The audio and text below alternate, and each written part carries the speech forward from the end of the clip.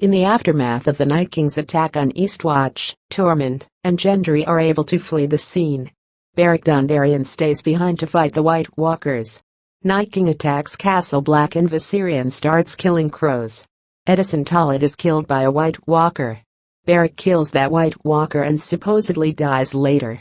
Tormund and Gendry ride for Winterfell as blue flames engulf Castle Black in the background.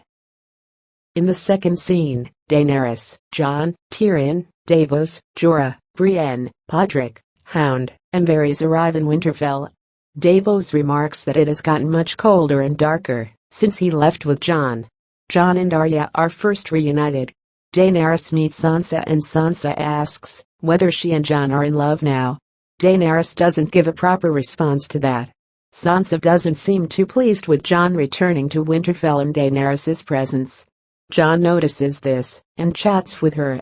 She mentions Littlefinger's death and how he betrayed them right under their nose. She says it is plain stupid to work together with Cersei Lannister. The Hound and Arya also have a conversation with each other. Arya tells the Hound she didn't regret to leave him behind without killing him. The Hound answers that Arya should have killed him right there, especially with the things he has seen beyond the wall. Euron Greyjoy arrives back in King's Landing with the Golden Company and meets up with Cersei Lannister and the commanders of the Golden Company in the Great Hall. Cersei thanks Euron for having the sellswords shipped to King's Landing. She then orders the commanders to take Storm's End and to have the army gathered in the fortress. Robert Baratheon once told her that the fortress has stood for many centuries, and she's sure that it will keep standing during the long night as well. Later that night, Euron Greyjoy is about to have sex with Cersei. Euron jokes that she won't miss her brother after she finds out what he can give her. Cersei's face says enough. She isn't too pleased with Euron in her bed. The following morning Euron leaves with his ship the Silence to transport the sellswords to Storm's End. After he comes back, he tells Cersei he wants to be her king. Inside the Silence, Euron has a conversation with Yara Greyjoy about Cersei. Yara tells him that she knows he isn't interested in being Cersei's husband at all. Euron laughs and tells her that his good friends from Braavos will take care of that problem soon enough. Actually, when he was in Essos, he hired the Faceless Men to kill Cersei for him. In Winterfell, Daenerys, Jon, Sansa, Tyrion, Davos, Sam, Varys, the Northern Lords and the Knights of the Vale gather in the Great Hall. Sam reunites with Jon and the two share a hug. Jon tells Sam that he's glad to have him back. The Northern Lords aren't too pleased to accept Daenerys as their queen. Daenerys defends herself very well, but she doesn't get the support of the North just yet. Lyanna Mormont tells Daenerys that she will never call her Your Grace, because she only knows one king, and that's Jon Snow, the king in the North. Tyrion smiles and mentions that she's a ferocious girl, on which Jorah replies that Mormonts don't stand back for anything. Jon tells them there's no time to argue with each other, and brings up that there hasn't been a word from the Lannister army yet. Sansa responds that she warned them not to trust Cersei Lannister. Tyrion mentions that they can trust his brother Jaime, but Daenerys doesn't seem to agree on this one. The group discusses how they will defend the North against the Night King's army. Jon tells Yohn Royce that it would be wise to lure the Night King in the Eyrie. Yohn Royce agrees.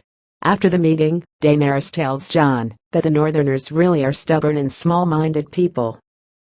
In another scene, Jon observes Arya as she and Brienne train. Jon is impressed by his sister's fighting skills. Arya tells him that she has never forgotten to stick her enemies with the pointy end. He asks Arya why she didn't join the meeting in the Great Hall of Winterfell.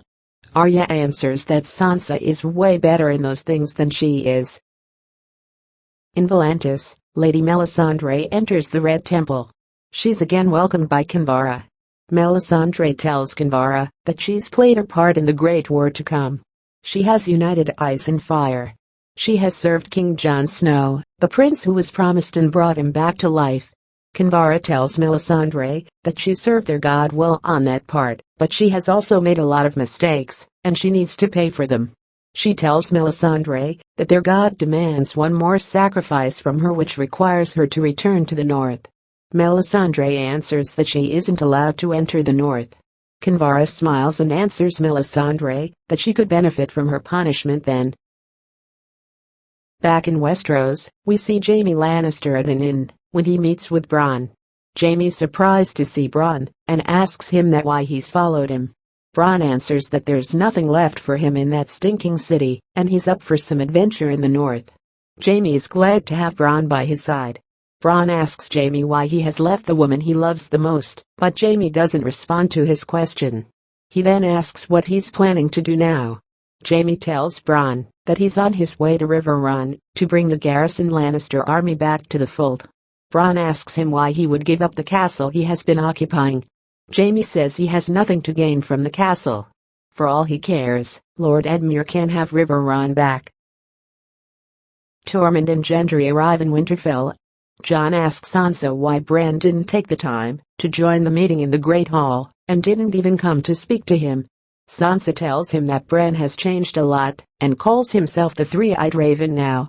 She tells him not to expect much of a conversation with him. Samwell comes in between and tells Jon there's something he and Bran urgently needs to tell him. Bran first sees Jon in the Godswood when he's looking into the past. Jon mentions that he has encountered a warg beyond the wall. Sam responds that Bran is much more than a warg, he's a greenseer. The two inform Jon Snow about his parentage, which Jon doesn't seem to believe at first. Bran tells Jon he knows everything about him. He saw him beyond the wall, surrounded by free folk. He saw him fighting at Hardhome against the Night King, and he saw how he was stabbed to death by his own men. Jon can't really believe he's a Targaryen.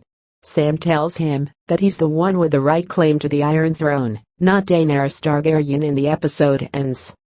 To receive leaks of the next Season 8 episodes in your newsfeed, hit the subscribe button below. If you like this video, please share it.